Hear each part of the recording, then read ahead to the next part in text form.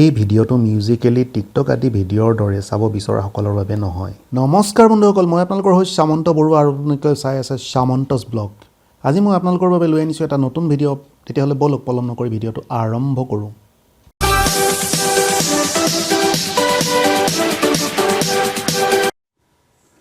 বন্ধুসকল, আজি মই আপোনালোকৰ মাজলৈ লৈ আনিলোঁ আৰু এটা নতুন ভিডিঅ'। তেতিয়াহ'লে বলকচোন এই ভিডিঅ'টো আমি সেই নতুন ইউটিউবাৰসকলৰ প্ৰতি উৎসৰ্গিত কৰি আগবাঢ়োঁ।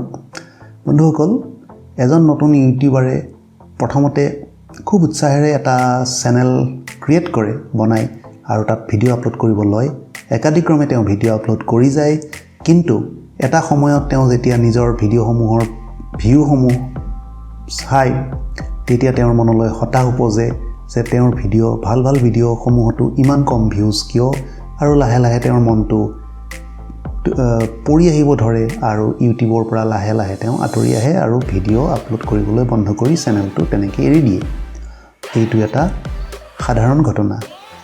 কিয় হয় যে এইটো ইউটিউবৰ এলগৰিথমৰ কাৰণে ক'ব পাৰি আৰু মানুহৰ কিছুমান সাইক'লজিৰ কাৰণে ক'ব পাৰি। ইউটিউবৰ এলগৰিথমটো কেনেকুৱা, যেতিয়া আমি নতুনকৈ এটা চেনেল ক্ৰিয়েট কৰোঁ তেতিয়া আমাৰ ছাবস্ক্ৰাইবাৰ শূন্য হয়, শূন্যৰ পৰা আমি আৰম্ভ কৰিবলগীয়া হয়। গতিকে যিসকলক আমি অনুৰোধ কৰি ছাবস্ক্ৰাইব কৰিব কওঁ, আমাৰ চেনেলত ছাবস্ক্ৰাইব কৰিবলৈ কওঁ, তেওঁলোকৰ বাহিৰে আমাৰ নতুন ছাবস্ক্ৰাইবাৰ পোৱাটো খুব কঠিন হৈ পৰে, যিহেতুকে চেনেলটোৰ ছাবস্ক্ৰাইবাৰৰ সংখ্যা কম। গতিকে এটা সাইক'লজিকেল এফেক্ট, মানে ভিউৱাৰসকলৰ মনত এটা সাইক'লজিকেল ইফেক্ট ক্ৰিয়েট হয় যে এইটো যিহেতু নতুন চেনেল, গতিকে তেওঁলোকে অকণমান অস্বস্তিবোধ কৰে পটককৈ ছাবস্ক্ৰাইব কৰিবলৈ, আৰু তেনেকৈ ছাবস্ক্ৰাইবাৰ সংখ্যাটো কমি থাকে।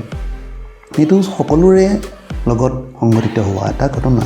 ইয়াৰ পৰা পৰিত্ৰাণ পাবলৈ কিছুমান উপায় থাকে। যদি আপোনাৰ ভিডিঅ'টো ভাইৰেল হৈ পৰে, মানে কিবা এটা কাৰণে আপোনাৰ ভিডিঅ'টো বহুতজনে একে সময়ত চাই দিয়ে, তেতিয়া ছাবস্ক্ৰাইবাৰ লগালগিকৈ বাঢ়ি যায় আৰু তেতিয়া আপোনাৰ চেনেলটোৱে মনিটাইজেশ্যন এনেবল কৰি এটা ডাঙৰ চেনেললৈ ৰূপান্তৰিত হোৱাৰ পথ মসৃণ হৈ পৰে। কিন্তু বন্ধুসকল, ভিডিঅ' ভাইৰেল হোৱাটো সকলো ইউটিউবাৰৰ ভাগ্যৰ নঘটিবও পাৰে, বা তেনেকুৱা ধৰণৰ ঘটনা তেওঁৰ নাহিবও পাৰে। আপোনালোকে কেৱল ভিডিঅ' দি যাওক। সদায় মনত ৰাখিব, পাৱাৰ অফ কম্পাউণ্ডিং বুলি এটা ফ'ৰ্চ থাকে। মানে আপুনি আপোনাৰ ভিডিঅ' যিমানে বঢ়াই যাব, ইউটিউবেও আপোনাৰ সেই ভিডিঅ'সমূহ সিমানে দ্ৰুত হাৰত ইমপ্ৰেশ্যন শ্বেয়াৰ কৰি যাবলৈ আৰম্ভ কৰিব, যাৰ ফলত আপোনাৰ ভিডিঅ'সমূহৰ ন ইমপ্ৰেশ্যন আগয়ে নোচোৱা বহু ব্যক্তিয়ে পাবলৈ সক্ষম হৈ যাব। হয়তো সেই ব্যক্তিসকলে আপোনাৰ চেনেলটো ভাল লাগি ছাবস্ক্ৰাইব কৰিও দিব পাৰে।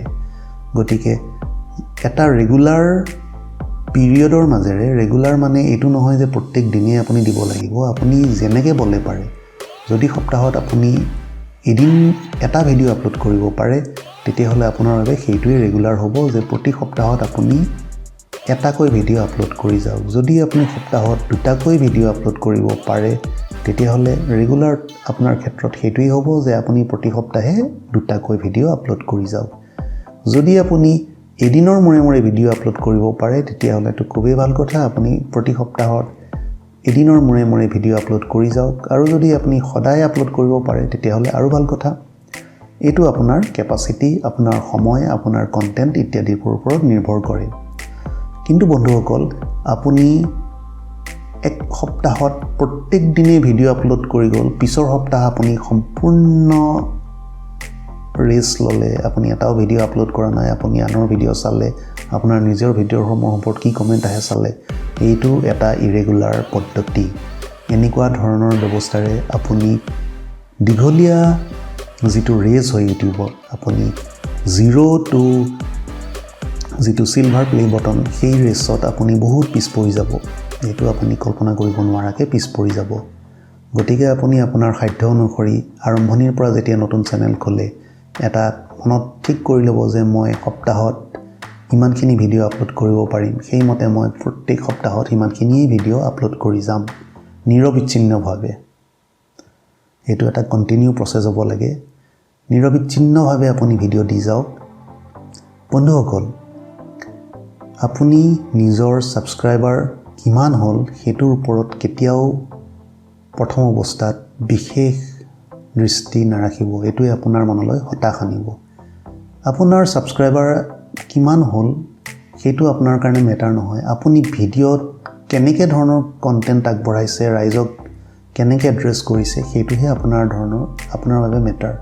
আপুনি কেমেৰাৰ আগত কেনেকৈ কথা পাতিছে, আই কণ্টেক্ট হৈছে নে নাই, এইবিলাক আপুনি নজৰ ৰাখক। ছাবস্ক্ৰাইবাৰ আপুনি লাহে লাহে আহি থাকিব। কথা হ'ল, ডাঙৰ চেনেল যিসমূহ আছে সেইসমূহক দেখি আমাৰ নতুন ইউটিউবাৰসকলে পটককৈ এটা ইউটিউব চেনেল খুলি দিয়ে আৰু ডাঙৰ চেনেলটোৰ লগত কম্পেয়াৰ কৰি তেওঁলোকৰ যি হাৰত ছাবস্ক্ৰাইবাৰ বাঢ়ে সেইটো চাই হতাশাত ভোগে। বন্ধুসকল, এই ডাঙৰ চেনেলটো আজিৰ নহয়, ইও আৰম্ভণিতে শূন্যৰ পৰাই আৰম্ভ কৰিছিলে। এতিয়া আপোনালোকে আজিৰ অৱস্থাটো দেখিছে। আপোনালোকে আগৰ অৱস্থাটোলৈ চাওক, প্ৰথম ভিডিঅ'সমূহ চাওক, তেওঁ কেনেকৈ সংঘৰ্ষ কৰিবলগীয়া হৈছিল ভিউজ আৰু ছাবস্ক্ৰাইবাৰৰ কাৰণে। তো বন্ধুসকল, এইটো সকলো ইউটিউবাৰৰ লাইফতে ঘটে। এইটো এটা সাধাৰণ ঘটনা। আপোনালোকে ভিডিঅ' দি যাওক, হতাশ নহ'ব, এদিন সফল হ'বই হ'ব। বন্ধুসকল, মই এই বিষয়ে পূৰ্বতে বহুতকেইটা ভিডিঅ' দি থৈ দিছোঁ। আজি সেই বিষয়ে বহলাই নকওঁ।